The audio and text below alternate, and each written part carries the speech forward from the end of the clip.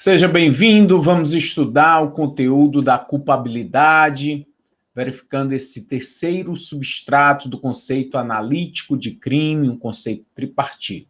Vamos dar continuidade, porque já começamos a ver na aula passada a questão da imputabilidade. Falamos muito sobre os doidos na aula passada.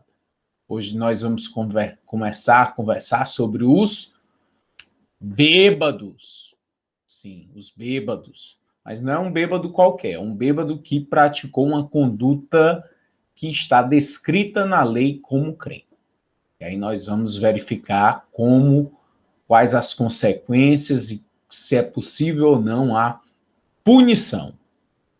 Para isso, o estudo é alicerçado em uma doutrina moderna do direito penal, com estudo de jurisprudências, de casos concretos, e que você possa aliar teoria à prática.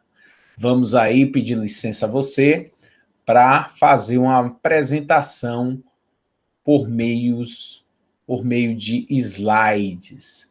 Slides esses que você encontra no ambiente EAD da Universidade de Fortaleza.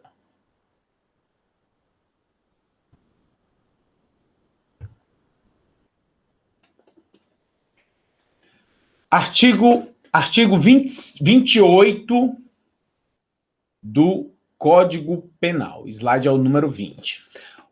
O artigo é o 28 que vai te dizer o seguinte: não excluem a imputabilidade penal. Então, a culpabilidade é um juízo de reprovação e censura sobre a conduta do sujeito. É isso que vai estar sendo avaliado, o agente, o indivíduo. Ele vai ser avaliado se ele merece uma sanção, se ele merece uma pena, ou se o fato que ele praticou em virtude da pessoa dele, no momento do fato, se ele não tem essa culpabilidade. A imputabilidade tem que ser avaliada para ver se exclui o crime, se isenta de pena. Por quê? Porque quando o sujeito não tem discernimento, quando ele não compreende o caráter ilícito do fato que ele praticou, por como ele vai ser punido? Como punir alguém que não sabe o porquê de estar sendo punido? Porque não teve discernimento em relação à sua conduta. O artigo 28, no seu inciso 2, diz que a embriaguez voluntária ou culposa pelo álcool ou substância de efeitos análogos não vai excluir a imputabilidade penal. Nós vamos aí verificar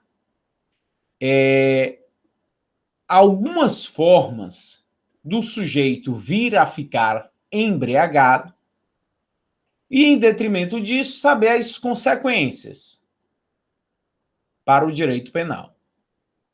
A primeira aí que nós vamos estudar é a embriaguez, onde o sujeito se embriaga voluntariamente.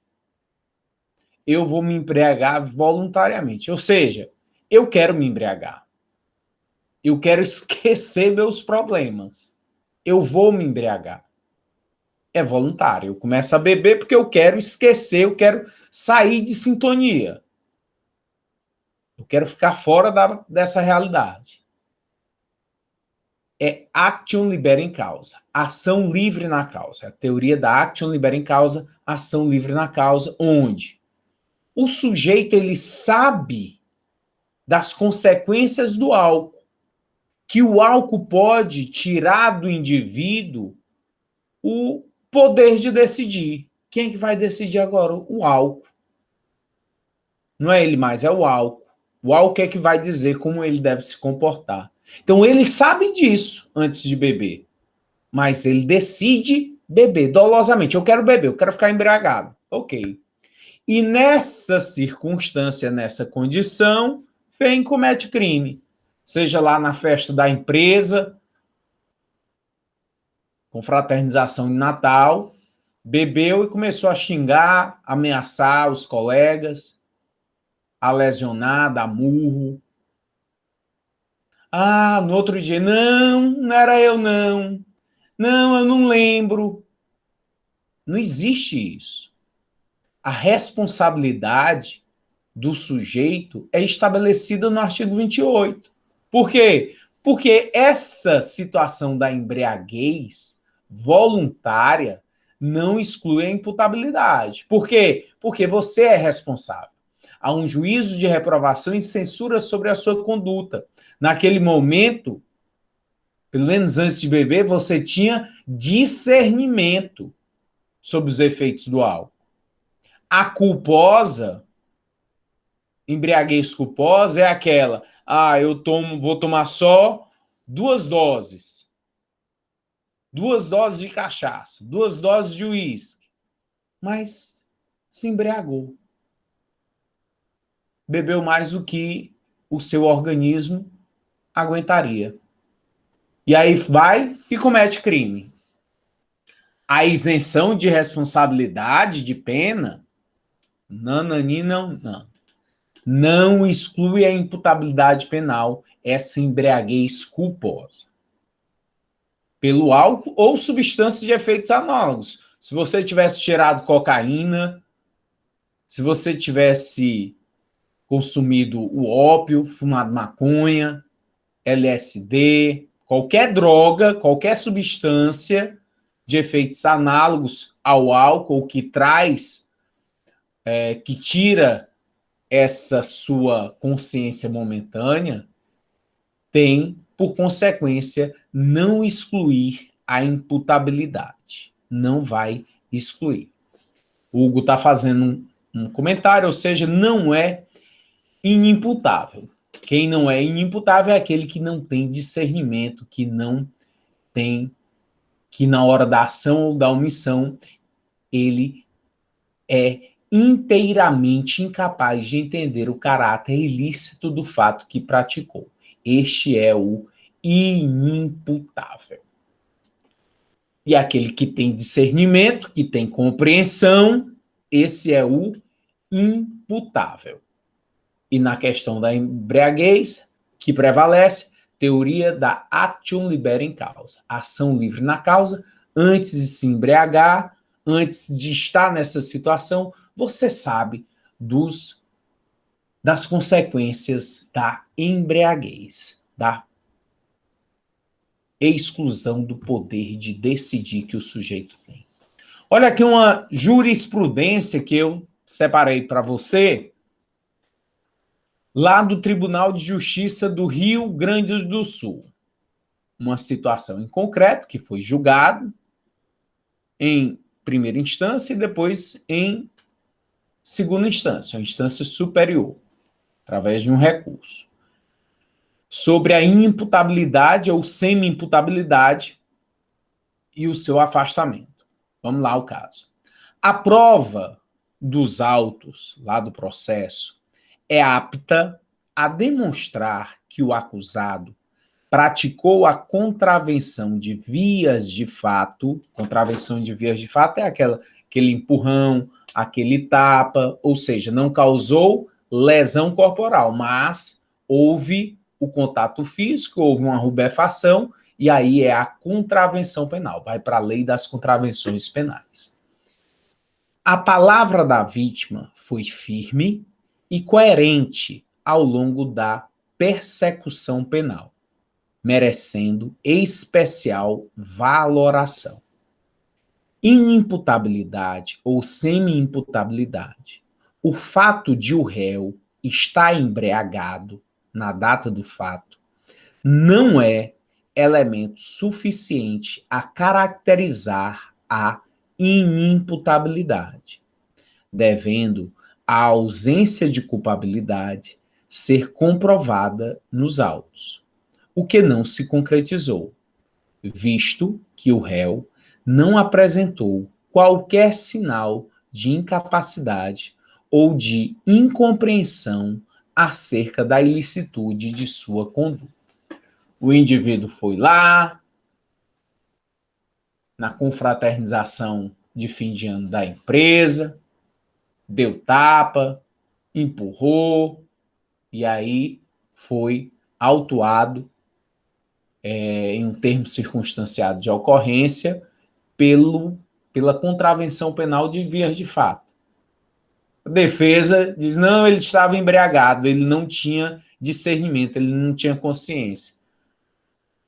Poder Judiciário, cadê a prova que ele não tinha discernimento em relação ao fato? Ele se embriagou? Se embriagou. Então, é suficiente a caracterizar a imputabilidade, porque não trouxe à defesa qualquer prova nos autos que comprovasse essa ausência de culpabilidade, essa ausência de discernimento. Só o fato da embriaguez não descaracterizaria a possibilidade de sua punição. Embriaguez pré-ordenada. O que vem a ser uma embriaguez pré-ordenada? É o sujeito que não tem coragem. E aí o que ele faz? Bebe, se embriaga. Para quê? Para cometer o crime. Ele não tem tanta coragem assim para praticar um assalto. O que ele faz? Se embriaga, se droga, para ficar mais destemido, mais corajoso. Isso, além de não descaracterizar a culpabilidade, ela faz, a embriaguez pré-ordenada, faz com que o sujeito tenha um agravamento na pena. No momento em que o juiz for fazer a dosimetria da pena, dosar o conta-gota de quanto é a pena em concreto, já que o legislador ele traz a pena em abstrato, pena, reclusão de 6 a 12 anos. Isso é em abstrato. O juiz, quando ele condena, ele vai dar a pena em concreto.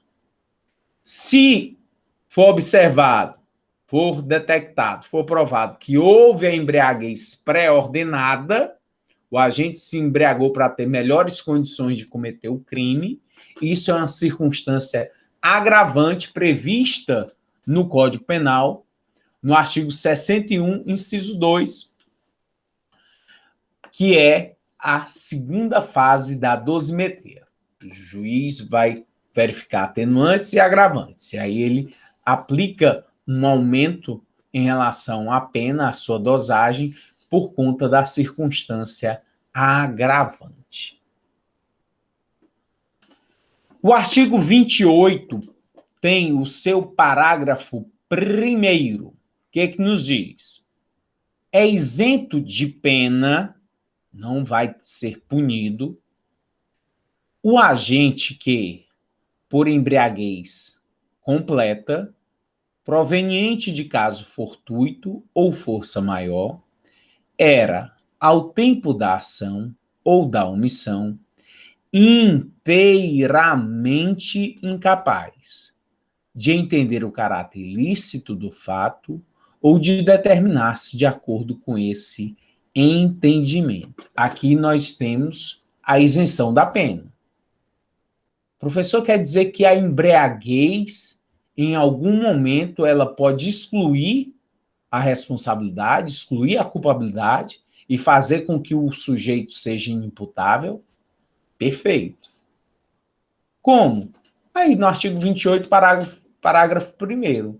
Se essa embriaguez, ela é proveniente de caso fortuito ou força maior e tirou inteiramente a capacidade de entendimento, é isento de pena. Ah, tá lá na calorada, os calouros sendo submetidos a trotes. E aí fazem com que a pessoa fique completamente embriagada.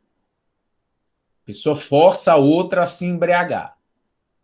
Nessa condição, pratica um crime.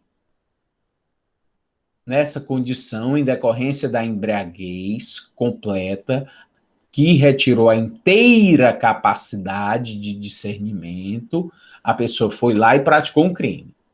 Vai responder pelo crime? Não. Não vai.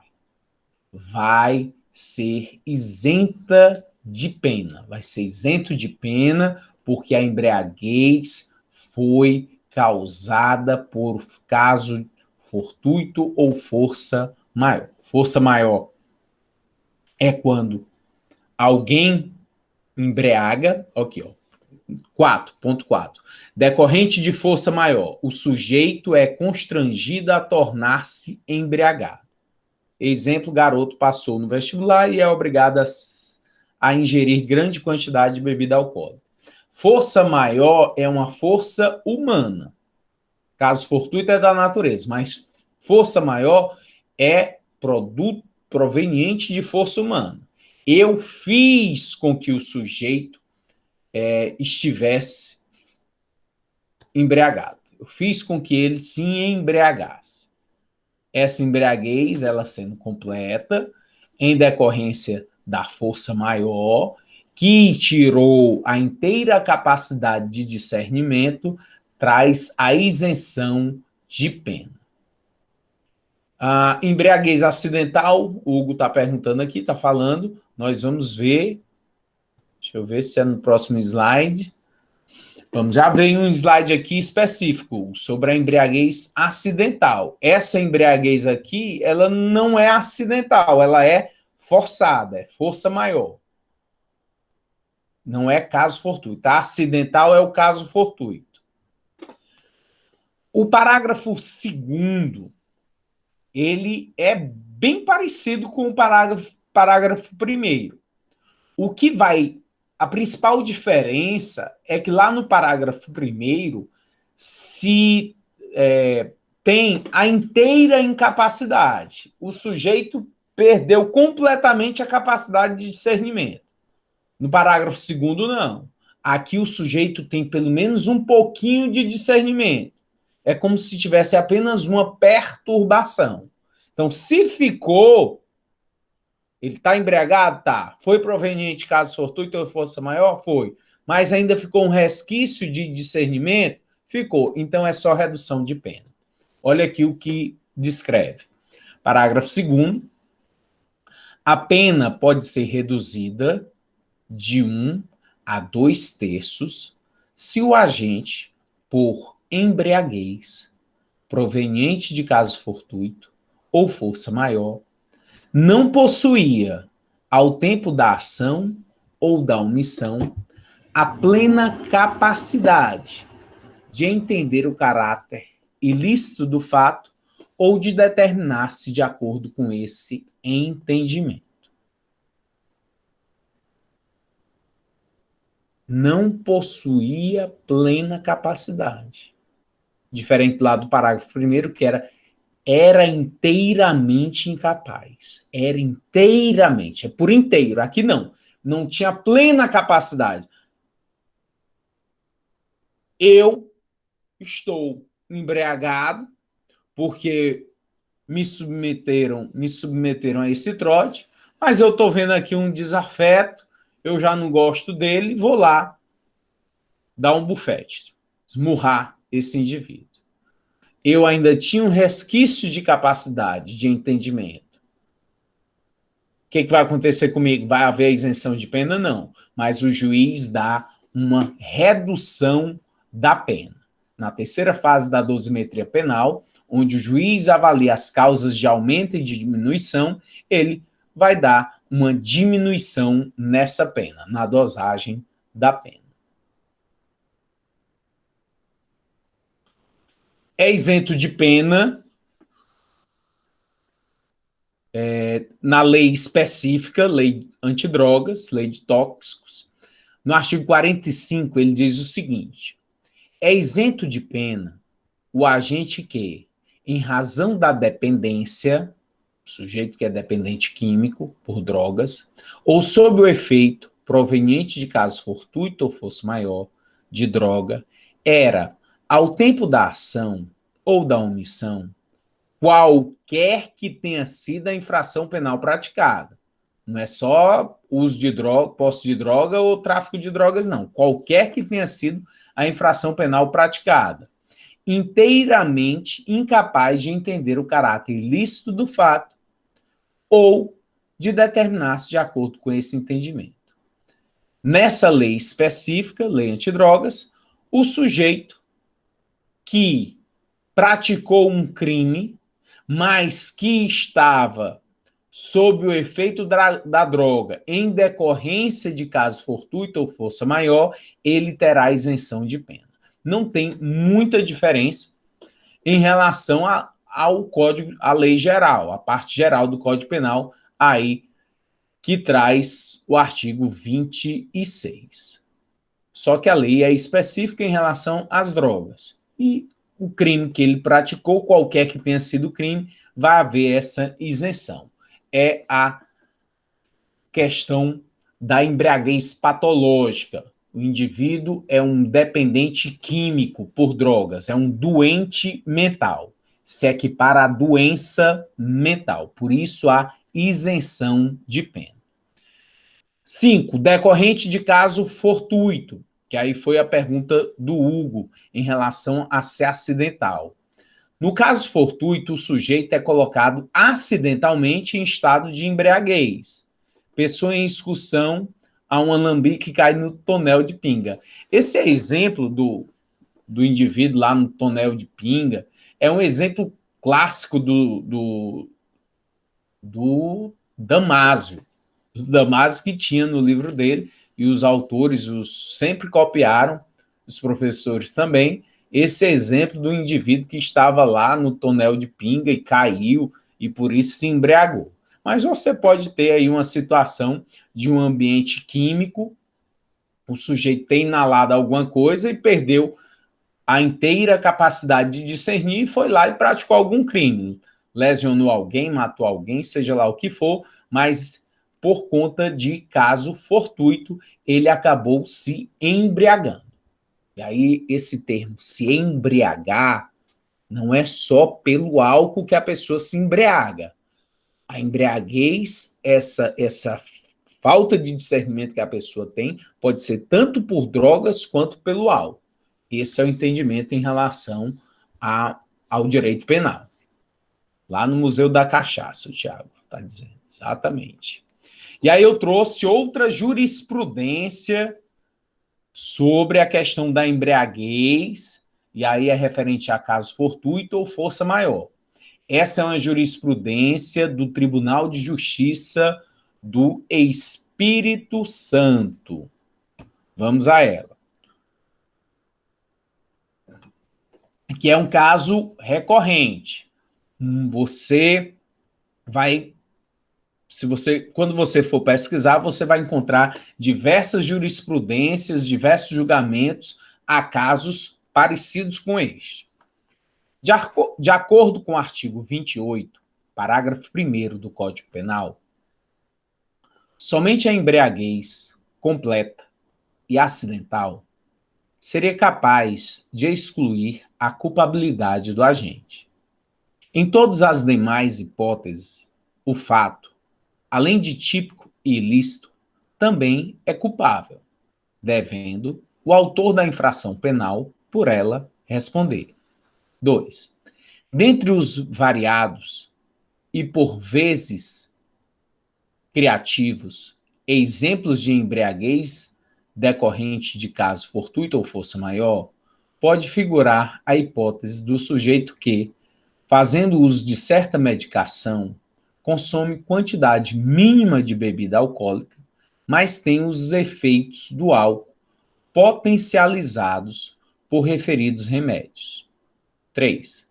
Somente com o total desconhecimento do sujeito quanto à possibilidade de potencialização dos efeitos do álcool pelo remédio que consome é que poderia se cogitar em embriaguez decorrente de caso fortuito. Do contrário, teremos a hipótese de embriaguez culposa, aquela originária da inobservância de dever de cuidado. 4. O ônus de comprovar a incidência dessa excludente de culpabilidade é da defesa, que deve demonstrar o uso do medicamento concomitante à ingestão de pequena quantidade de álcool, bem como o desconhecimento do agente sobre os riscos de conjugação da substância. 5. Em havendo provas de que o agente embriaga-se com facilidade, mesmo quando consome pouca bebida alcoólica, impossível o acolhimento da tese de embriaguez fortuita por uso concomitantes de medicamentos, normalmente quando esse uso também não encontra-se comprovado. Recurso a que se nega provimento. Então, a defesa argumentou, no caso, para excluir a responsabilidade do indivíduo, a falta de culpabilidade, porque quando ele praticou o crime, ele estava sob o uso de medicamentos e havia ingerido bebida alcoólica. E trouxe a ele o total discernimento. Segundo quem? Segundo a defesa. Mas só que o juiz e o Tribunal de Justiça referendou que a defesa não provou isso. Não houve comprovação. E foi verificado que aquele indivíduo, ele era contumaz em ficar embriagado.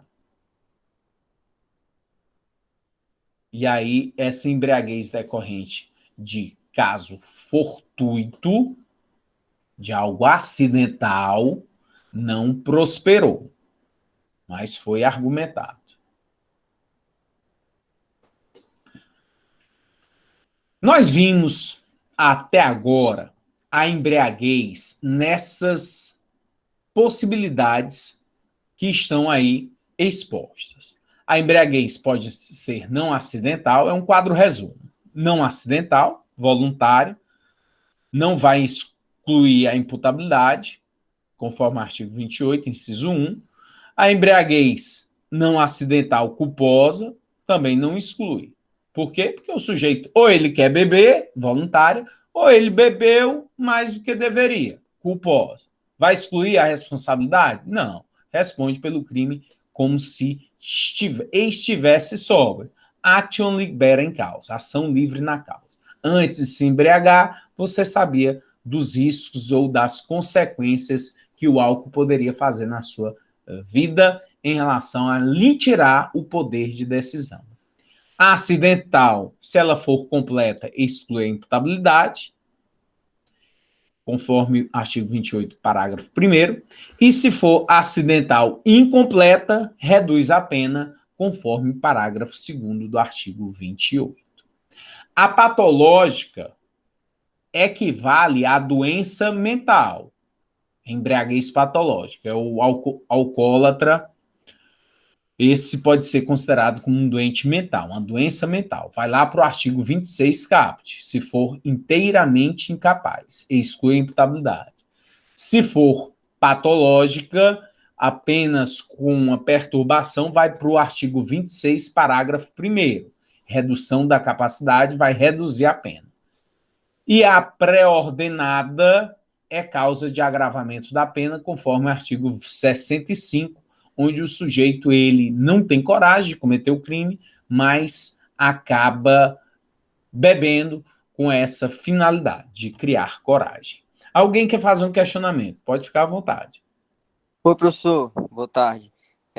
No caso dessa patológica do alcoólatra, né, em relação a ficar inteiramente incapaz, seria aquela pessoa que bebe realmente todo dia ou é aquele tipo de pessoa que, enfim, fica dormindo nos cantos? Eu tenho um rapaz aqui, mora aqui perto da minha casa, que trabalhava nos Correios, sabe, tinha um emprego público, enfim, agora mudou, tá? Só vive na rua, é alcoólatra mesmo, todo dia. Ele nem trabalha mais, eu acho. E seria esse tipo de pessoa que seria inteiramente capaz? Tiago, primeiro, obrigado aí pela sua participação, boa tarde. Excelente seu questionamento. Para aqueles que conhecem pessoas que têm esse problema,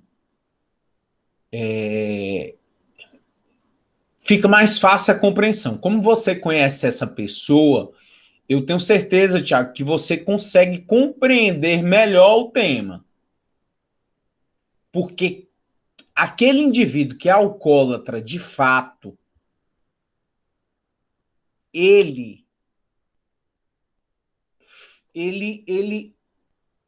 causa uma notoriedade. A compleição física,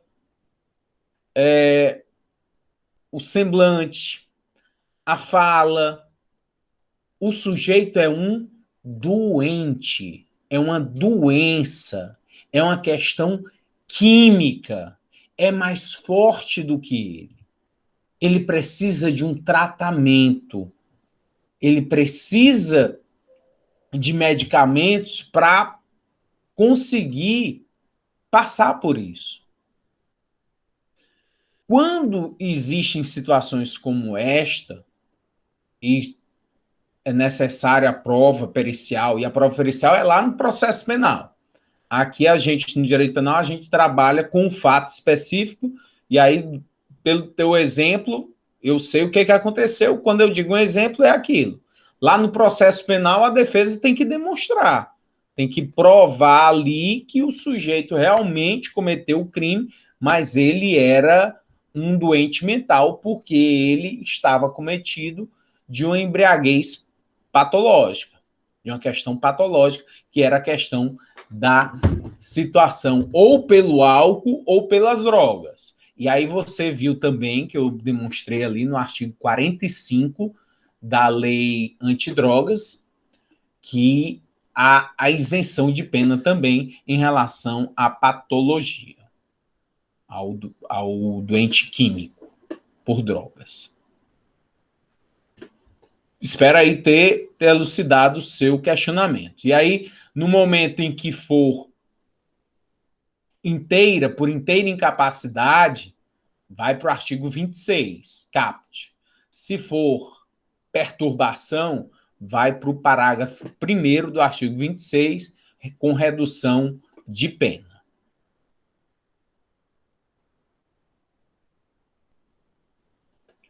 O artigo 28, inciso 1, saímos aí da questão da embriaguez, vamos aí para a questão da emoção e da paixão.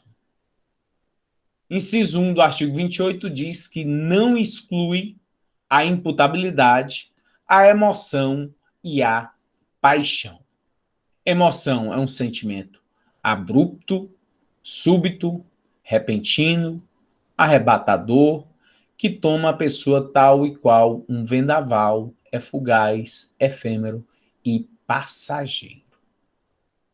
Paixão, um estado crônico, perdurando como sentimento profundo e monopolizante. Amor, vingança, fanatismo, despeito, avareza, ambição, é duradouro. Nem a emoção, nem a paixão são capazes de excluir o crime. O sujeito responde mesmo assim. Ah, ele matou porque era o estuprador da filha dele. Certo. O juiz, ele pode verificar o caso, mas se não foi praticado em legítima defesa, ou próprio terceiro, não vai excluir o crime. Foi por conta de uma vingança? Sim. Tem vingança que é boa e tem vingança que é má. Ah, foi uma vingança boa. A sociedade tem isso como algo que aceitável, no ponto de vista que há uma explicação. Mas não vai excluir a responsabilidade. A pessoa responde pelo crime. Pode haver um privilégio em relação à pena. O juiz pode reduzir a pena em detrimento da violenta emoção que o sujeito estava, em detrimento de um sentimento, de um interesse pessoal. É possível? É possível. Mas excluir a responsabilidade Não exclui. Não exclui a imputabilidade, mas podem diminuir a pena lá no artigo 65, inciso 3, a linha C, ou mesmo em dispositivos do Código Penal, pode haver a descrição da redução, como é o caso do homicídio privilegiado, que o legislador vem e dá uma redução de pena.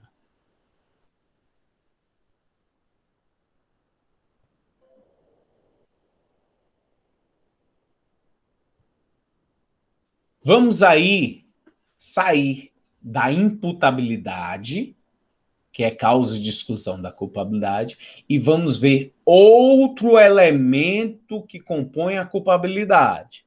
Agora é a potencial consciência da ilicitude.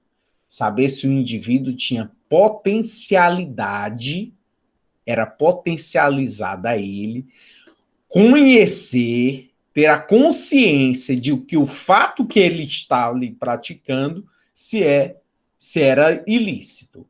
Será que num momento, pelas condições pessoais, de onde ele veio, a instrução que ele tem, o intelecto que ele tem, será que ele tinha potencialidade de consciência do caráter ilícito do que praticou? É disso que nós vamos verificar em relação à culpabilidade nesse elemento que é a potencial consciência da ilicitude prevista no artigo 21 do Código Penal, que é intitulado como erro sobre a ilicitude do fato. Mas não é que ele erra em relação ao dispositivo penal. Não é esse o erro. O erro ele vai se dar em relação a eu ter o conhecimento que isso que eu estou fazendo é de fato ilícito. Eu, na minha concepção, o que eu estou praticando é um fato lícito. Eu sei que pau é pau, pedra é pedra, eu sei tudo que está aqui à minha volta, eu tenho consciência do que eu estou fazendo. Só que eu penso, na minha ingenuidade, em decorrência de todo o conhecimento que eu adquiri, de onde eu vim, com quem eu convivo, que esse fato é lícito. Mas, na verdade, não é. Está em erro. O que é o erro? É a falsa apreciação da realidade. Mas eu erro em relação à licitude do fato. O artigo 21 diz o seguinte: o desconhecimento da lei é inexcusável. Espera lá. Então, o legislador já traz aqui um ponto que é te dizer que não adianta o simples fato de você dizer não conhecia a lei, não sabia que isso era um crime. Nós temos padrões, nós temos senso moral sobre o que é certo e o que é errado. Ah, você tem uma empresa, ok. Você não sabe todos os dispositivos penais em relação à lei de licitações, às leis tributárias. Não, você não sabe todas as regras. Nem um professor de direito penal, qualquer ele que seja, não vai saber todos os dispositivos penais que existem na legislação. Mas todo mundo tem discernimento acerca do que é certo e do que é errado.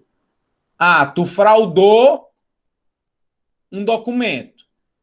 Você fraudou o fisco com informação. Não, mas eu não sabia que era um crime tributário.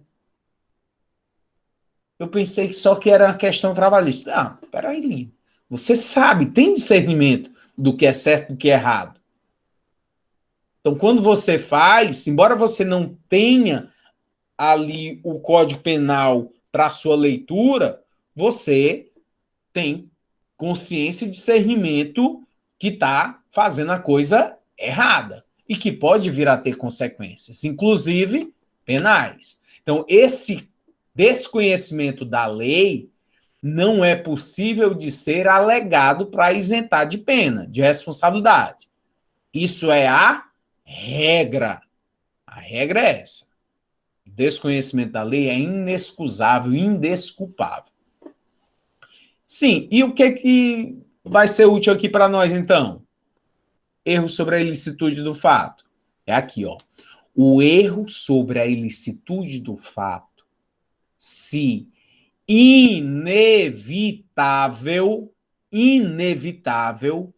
isenta de pena.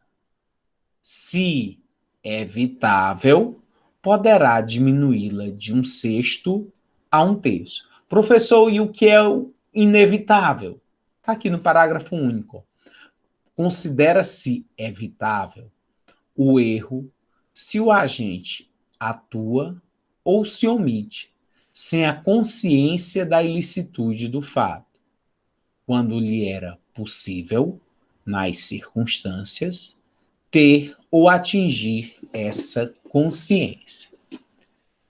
Eu moro lá no interior do Amazonas e sou um fazendeiro.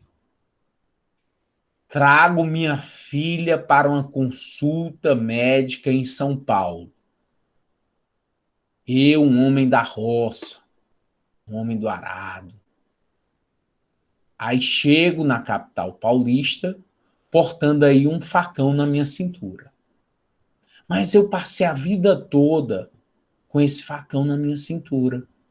Aonde eu ia, aonde eu passava lá no interior do Amazonas, era assim. Nunca tive problema algum. Agora, na Avenida Paulista, em São Paulo, a polícia me aborda, me leva até a delegacia para eu ser autuado por uma contravenção penal de vias de posse de arma branca. Artigo 19. Poxa, mas que injusto. Esse sujeito, ele será absolvido. A absolvição se dá em detrimento da falta de potencialidade dele ter a consciência acerca da ilicitude do fato que praticou. É possível? Sim. É o erro sobre a ilicitude do fato. Como nessa circunstância era inevitável, exclui a pena, isento de pena. Nessas situações é necessário perquirir, analisar o indivíduo, seu histórico de vida, suas características, de onde ele veio, com quem ele morou, qual o grau de instrução dele, para verificar essa possibilidade de isenção de pena. Se não, se ele tinha já como discernir, como entender o caráter ilícito do fato, a pena pode apenas ser diminuída. Potencial consciência da ilicitude. Doutrina. Possibilidade de que o agente tenha, no momento da ação ou omissão, conhecimento do caráter injusto do fato. Poderá ser afastada caso o agente incorra em erro de proibição. Ele pratica determinado ato pensando estar de acordo com a lei. O erro de proibição pode ser vencível, diminui a pena, ou invencível, afasta a aplicação de pena. Imagine esse indivíduo aí, fumando baseado, que ele chegou aqui no Brasil, lá no Rio de Janeiro, desembarcou, e agora está na praia de Copacabana. Lá passa, toda hora fica passando indivíduo lá vendendo droga, e até que ele decide comprar. Comprou maconha, fica fumando, vê outras pessoas fumando, tem um apitaço, ele não entende nada, o que são tantos apitos, mas é a presença da polícia. A polícia chega, o aborda, ele gentilmente oferece um cigarro de maconha ao policial, que dá voz de prisão a ele, e o conduz à delegacia. para ser autuado por posse de droga, uso de drogas, lá da lei antidrogas. Ok. Ele vai ser absolvido. Por quê? Porque ele não tinha potencial consciência da ilicitude do fato. Não era a ele, naquele momento, evitável agir de outra forma. Foi o primeiro dia dele no Rio. De onde ele veio? Da Holanda. O que ele fazia lá era lícito? Sim, era lícito. Fumava maconha e não tinha crime algum. Totalmente lícito. Então, ele não se apercebeu, ele não teve a consciência de que o fato era crime. E pelo ambiente onde ele estava, tudo o que ele viu na hora fez com que ele cresce que seria permitido. Ele tinha essa credibilidade em relação a tudo que ele viu. Agora, mais um agora. Se ele já estava aqui há 1 ano, já estava há 3 meses, já era evitável. Já não era mais invencível. Era vencível. Aí o juiz pode apenas dar a diminuição da pena. O juiz se orienta por aspectos objetivos: meio social do agente, tradição e costumes locais, formação cultural, nível intelectual, resistência emocional e psíquica. Ou uma pessoa que faz algo desse tipo, um avião mandando a outra pagar. Ah, não sabia que isso era crime, não. É crime, é crime? Ah, não sabia, não. Pensei que eu podia fazer isso. Botar no outdoor para o sujeito me pagar, passar no avião com a faixa, que eu sei que ele ia estar na praia com a família, com a namorada, e eu ia lá passar com a faixa para ver se ele me pagava, submeter ele a esse constrangimento, a esse aborrecimento, a essa difamação. Pensei que eu podia. Ah, não posso não? Mas é necessário que o juiz veja essa situação. Prostituta que, considerando estar, isso foi uma decisão da sexta turma do Superior Tribunal de Justiça. A prostituta que, considerando estar exercendo pretensão legítima, arranca cordão do pescoço de seu cliente pelo fato de ele não ter pago pelo serviço sexual. Pratica o crime de exercício arbitrário das próprias razões. Então, o Superior Tribunal de Justiça deixou de lado a questão do furto, não caracterizou furto, mas caracterizou exercício arbitrário das próprias razões. Mas é possível também que o juiz possa verificar no fato concreto, no caso concreto, porque o direito é casuístico, você tem que examinar cada caso para ver a potencial consciência da ilicitude que aquela prostituta naquele momento tinha acerca da ilicitude do fato. Se ela pensava que estava acobertada por uma pretensão legítima. De que? Fez o programa, me paga. Não pagou, então eu vou pegar algo seu. Acontece muito isso? Demais. Demais, demais, demais.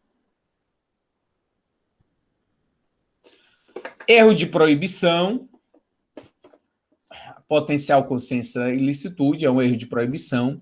O agente supõe permitida uma conduta proibida, lícita uma conduta ilícita. O seu erro consiste em um juízo equivocado sobre aquilo que lhe é permitido fazer na vida em sociedade. Mas não se trata de um juízo técnico-jurídico, que não se poderia exigir do leigo, e sim de um juízo profano, um juízo que é emitido de acordo com a opinião dominante no meio social e comunitário. É a doutrina do Francisco de Assis Toledo. Desconhecimento profano do injusto, doutrina do Wenzel. E aí tem um exemplo aqui, alguém que realiza um plantão, médico que realiza um plantão, cujo horário da saída se verifica, e acreditando que não é mais responsável por nada, porque a responsabilidade é do outro que se atrasou. Então, eu, médico, tem lá um paciente que está agonizando, que está em estado grave, mas deu meu horário, não tenho mais nada que fazer aqui, vou embora. Eu pensei que estava, e esse eu pensei que estava é com credulidade, é piamente acreditando naquilo. Eu acredito que eu posso sair porque deu meu horário, independente do substituto ter chegado. Eu posso fazer isso? Não, se tiver uma pessoa ali em perigo, você vai ter que salvar, porque você é um garantidor. Lá do artigo 13 que nós vimos, do Código Penal. Espécies de erro de proibição, o inevitável ou excusável e o evitável ou inexcusável. O inevitável, o agente não tinha como conhecer a ilicitude do fato, em face das circunstâncias do caso concreto. Exclui a culpabilidade. Inexiste potencial consciência da ilicitude.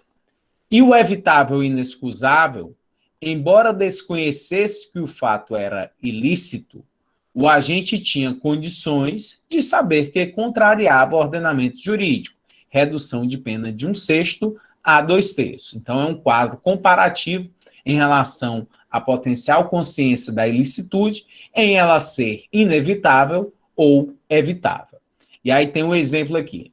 A pessoa, consciente da ausência de risco pessoal, consciente da situação de perigo e da necessidade de prestar socorro, não faz, porque acredita que não está obrigado a fazê-lo, pela ausência de qualquer vínculo com a vítima. Você está passando na BR, vê um acidente, vê que tem pessoas que acabaram de se vitimar, e o que você faz? Nada!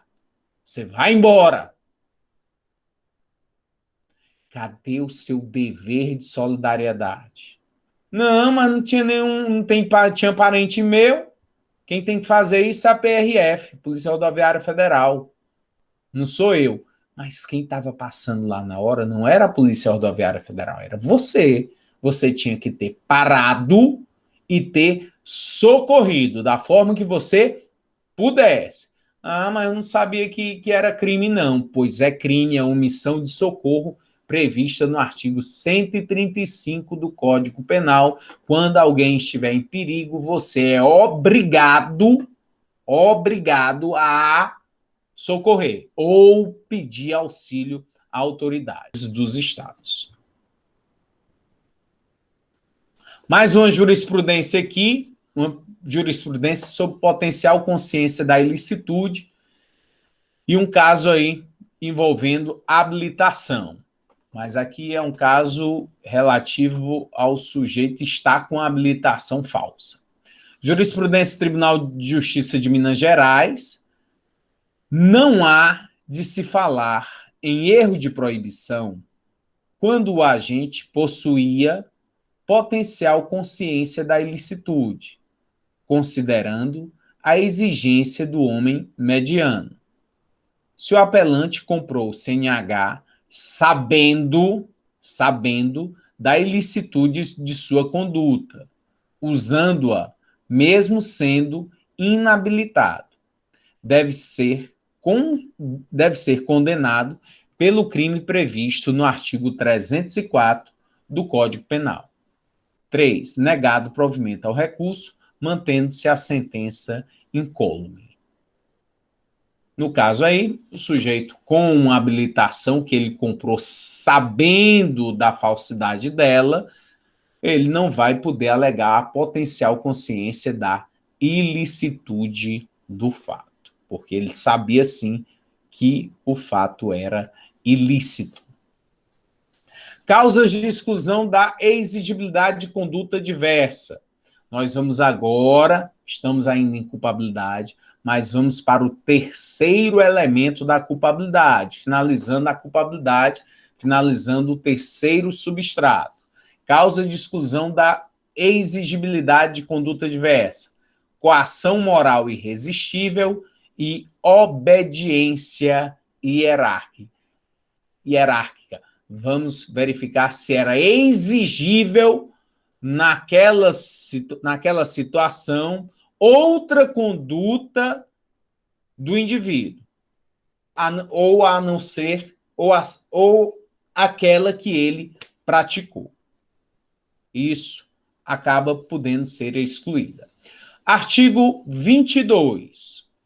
Se o fato é cometido sob coação irresistível ou em estrita obediência à ordem não manifestamente legal, de superior hierárquico, só é punível o autor da coação ou da ordem. Embora estejam aí no mesmo dispositivo, obediência hierárquica tem um conceito e coação irresistível tem outro. São conceitos distintos, mas que têm as mesmas consequências, porque são causas de exclusão da culpabilidade em detrimento da inexigibilidade de conduta diversa. Vamos aí por partes, vamos primeiro falar sobre coação moral irresistível. Lá no começo, em relação ao crime, nós vimos a conduta. A conduta, ela existe a ausência de conduta quando há coação física. Coação física irresistível.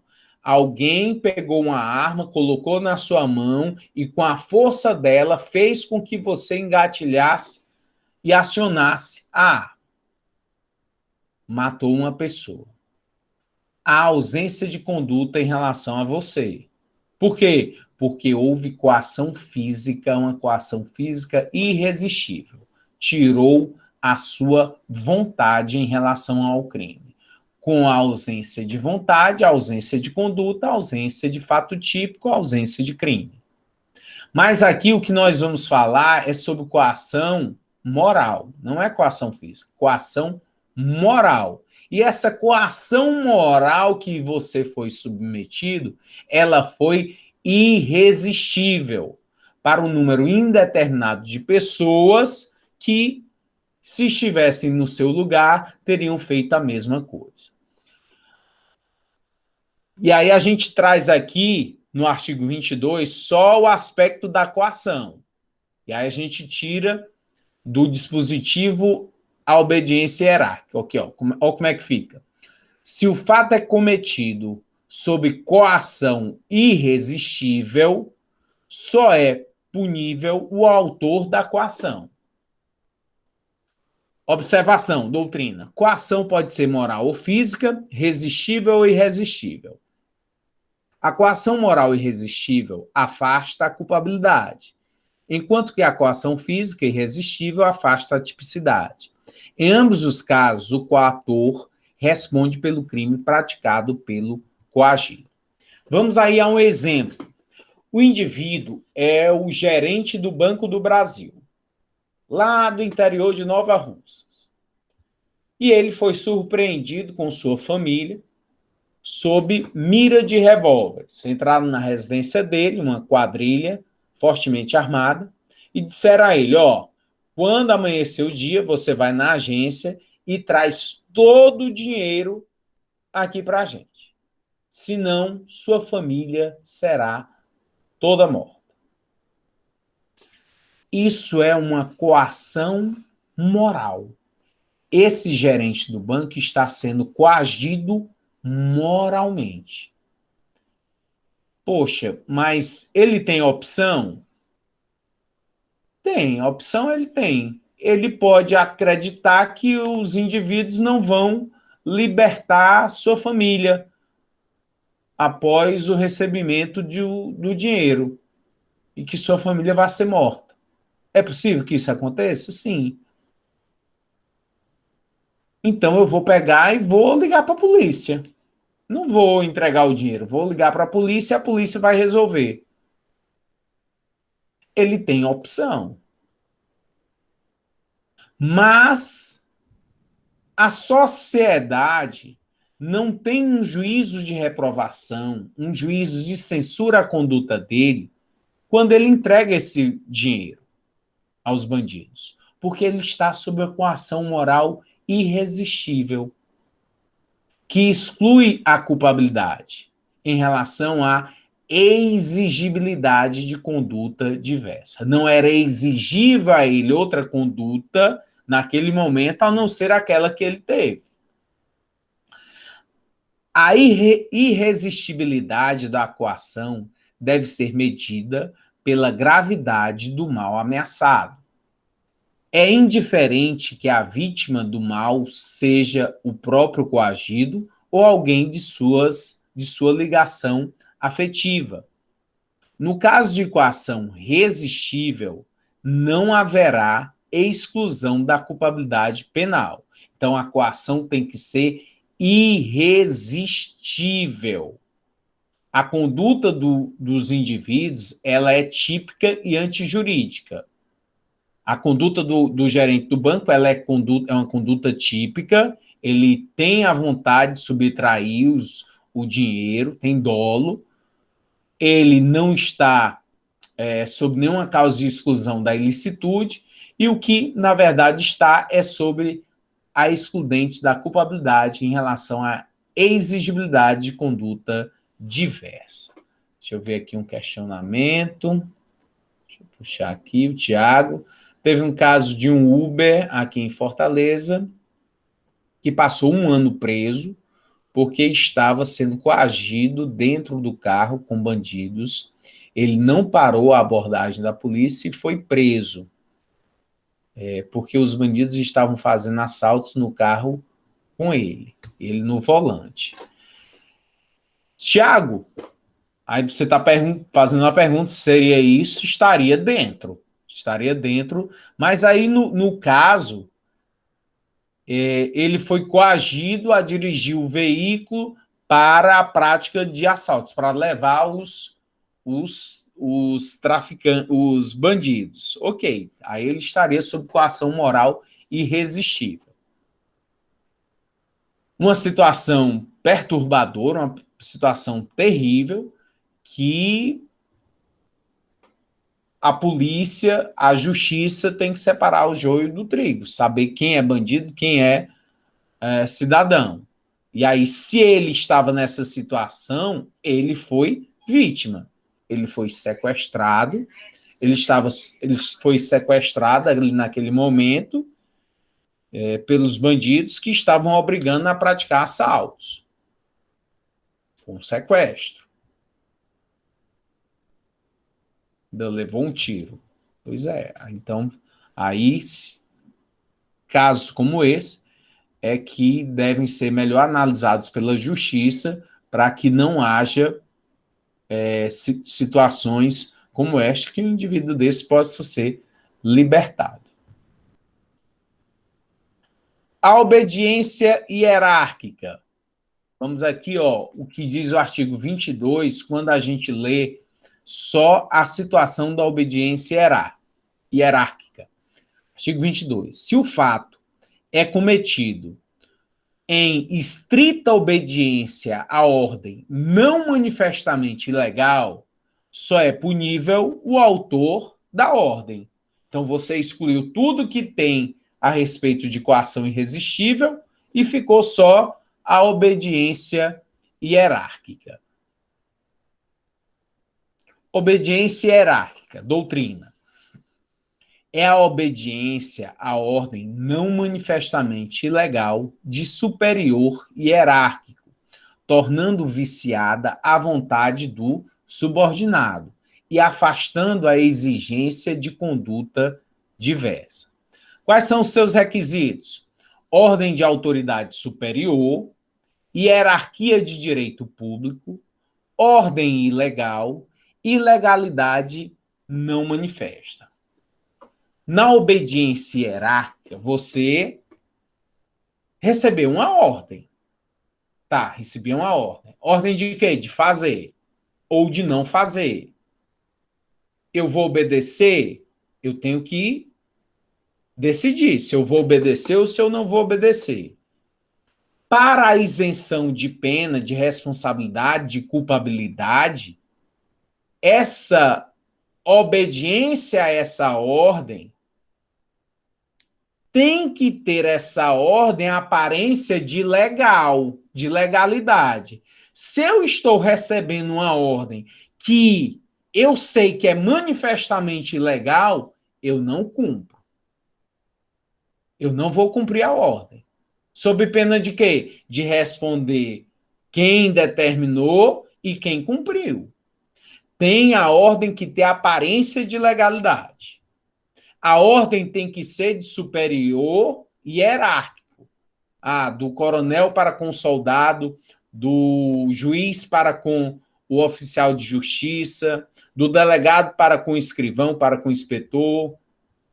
Então, há uma disciplina, uma hierarquia que é estabelecida no próprio direito. No próprio direito. E é do direito público, não é do direito privado, não é do padre para com o coroinha, do patrão para com o empregado. Não, relação de direito público, não é de relações privadas. Nas relações privadas, os dois respondem. Não há como alegar obediência hierárquica. O coronel determinou à tropa a desocupação de um terreno para retirar lá as famílias que estão ocupando aquele terreno. O soldado, ele crê que a ordem do comandante é uma ordem legal, que está baseada dentro da lei. O soldado não vai questionar lá o comandante se tem um mandado judicial ou se ele tem ali alguma determinação legal para fazer aquela desocupação. Quando os soldados vão lá dispersar uma manifestação, atirar com bala de borracha, fazer prisões naquele local, eles estão obedecendo uma ordem. Quando essa ordem é manifestamente ilegal, sujeito passou na blitz e o comandante mandou atirar. Atire! 2 sujeitos numa moto, lá porque não obedeceram a blitz, aí atirar nas costas do indivíduo. É uma ordem manifestamente ilegal. Manifestamente ilegal. O comandante, quem mandou e quem obedeceu irão responder pelo crime. No serviço público, quem exerce função pública é obrigado, em princípio, a cumprir as ordens do superior hierárquico. A ordem pode ser, primeiro, manifestamente ilegal ou criminosa. Segundo, não manifestamente ilegal. No primeiro caso, há crime do superior e do inferior hierárquico. Logo, há uma situação de coautoria, quando a ordem é manifestamente ilegal ou criminosa. No segundo caso, quando não é manifestamente legal, quando ela tem aparência de legalidade, se a ordem for cumprida por aquele que acha que a ordem é legal, não será culpável. Basta que alegue estrita obediência hierárquica, não manifestamente legal. O superior que deu a ordem responderá pelo crime cometido, agravado pelo artigo 62, inciso 2. Teve um caso que tinha um coronel que ele ia nos comércios, principalmente na região metropolitana, que apreender pássaros silvestres. E aí ele não conduzia o indivíduo que estava ali cometendo um crime ambiental, não conduzia até a delegacia e simplesmente apreendia o pássaro e colocava na viatura. E aí ele fazia isso constantemente. O motorista, o soldado que trabalhava com ele acabou sendo absolvido das acusações em relação à conduta do coronel, de estar fazendo a apreensão de animais e não conduzir até a autoridade policial para a lavratura do procedimento adequado. Aí tem lá, acontece muito também, tá em audiência, o advogado na sala de audiência e, de repente, o juiz, em detrimento de alguma discussão, determina ao policial que está por lá para dar voz de prisão e conduzir o advogado. O policial, ele vai estar ali em estrito cumprimento de um dever legal, em obediência, ele vai estar ali em obediência hierárquica, porque a ordem para ele não é manifestamente legal, em detrimento de quem a determinou. Tiago quer fazer um questionamento? Fique à vontade, Tiago. Ô, professor, vou falar mais uma vez aqui, tô falando demais, é porque eu gosto muito de ficar vendo coisas sobre o direito penal, né? É o que eu mais vejo. Aí, no caso, eu me lembrei aqui, é porque o senhor falou, e eu me lembrei daquele caso que aconteceu na Messejana, daquela chacina, e eu li, eu não sei se foi ano passado, já faz um tempo, que tinha uma viatura da área que estava trabalhando normalmente, né? A viatura ali, que era, parece que era a viatura do oficial daquela noite, e essa viatura ela não estava indo para essas ocorrências de tiro que estava acontecendo naquela situação. E foram denunciados esse tenente, parece que era um tenente, o comandante da viatura, e os outros que estavam na viatura também. E aí eu não sei, aí no caso seria uma situação que é mais ou menos desse exemplo que o senhor está dando, né? Aí no caso, então, o motorista dessa viatura e os outros policiais que estavam dentro dessa viatura poderiam, no caso, ser absolvidos, né? Porque eu me lembro que foram, assim, eu acho, na faixa de uns 47 policiais denunciados, né? Então, inclusive, esses policiais que estavam trabalhando normal ali, não atiraram em ninguém, né? Estavam trabalhando na via ali, passando pelas ruas da Messejana, né? Mas parece que eles não atenderam a ocorrência. Bom, mas foi o que eu li em jornais, né? Não tive acesso a nada, mas eu acho que foi mais ou menos isso. Aí eu queria saber se estaria dentro, assim, mais ou menos do que o senhor disse. Tiago, obrigado mais uma vez pela participação. Sempre que for preciso, pergunte. Não saia daqui com dúvida, não. Das minhas lembranças acerca desse episódio da chacina de Messejana, todos os relatos aí que você lembrou estão corretos. Teve realmente uma composição de policiais que estavam de serviço no dia das mortes e o Ministério Público acabou denunciando os componentes dessa viatura, que era uma viatura da área, e não foi até o local. E essa denúncia parte, teoricamente, da omissão imprópria. Omissão imprópria que nós vimos quando os indivíduos são garantidores. Se eles são garantidores e não agiram, eles respondem pelo resultado. Se o resultado é morte, respondem por homicídios. E aí vale a sua interpretação acerca de que os indivíduos que estavam na viatura, caso o fato realmente tenha ocorrido em relação à omissão imprópria, de que eles tinham conhecimento, que o comandante tinha conhecimento do que estava acontecendo e se omitiu, eles podem alegar, sim, a obediência hierárquica em relação a terem permanecido na viatura e não ter seguido.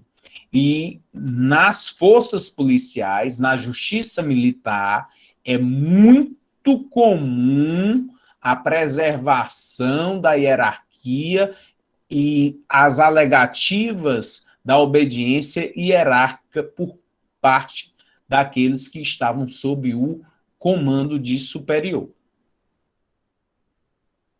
Leidiane quer fazer um questionamento? Fique à vontade. Professor, por gentileza, fiquei com uma dúvida em relação ao slide anterior, o senhor pode voltar? Claro.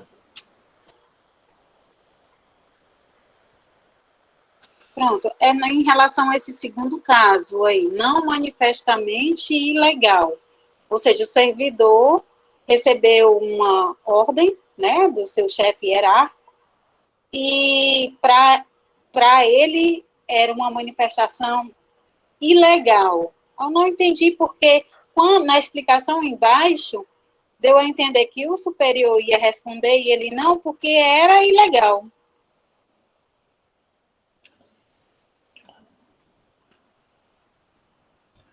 Em relação à ordem, quando ela não manifestamente ilegal, a ordem ela tem aparência de legalidade e eu vou cumpri-la. A ordem é ilegal? Eu tenho conhecimento da ilegalidade dela? Não. Eu vou fazer a desocupação daquele terreno? Vou fazer.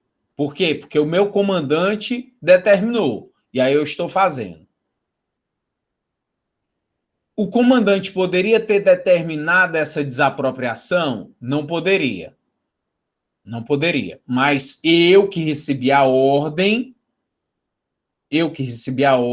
do comandante, com uma ordem não manifestamente legal, porque de quem veio, eu acreditei piamente que era uma ordem legal, que eu estava cumprindo a ordem legal.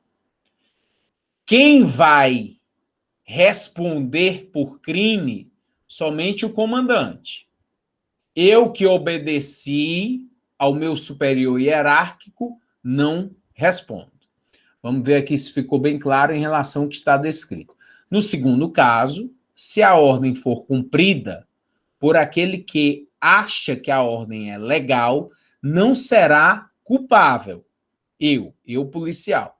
Basta que alegue estrita obediência hierárquica, não manifestamente legal. A ordem não manifestamente legal. O superior, lá o comandante que deu a ordem, responderá pelo crime cometido, agravado pela circunstância do artigo 62, inciso 2. Eu entendi, professor. Não percebi naquela hora que era uma aparência de legalidade. Então, por isso que o servidor fez. E quem, num caso, aí é responsabilizado é só o superior, né? Perfeitamente. Que o superior sabe que a ordem é ilegal. E o subordinado, ele não pode cumprir uma ordem manifestamente ilegal. Uma ordem que ele sabe que é um crime, ele não pode cometer.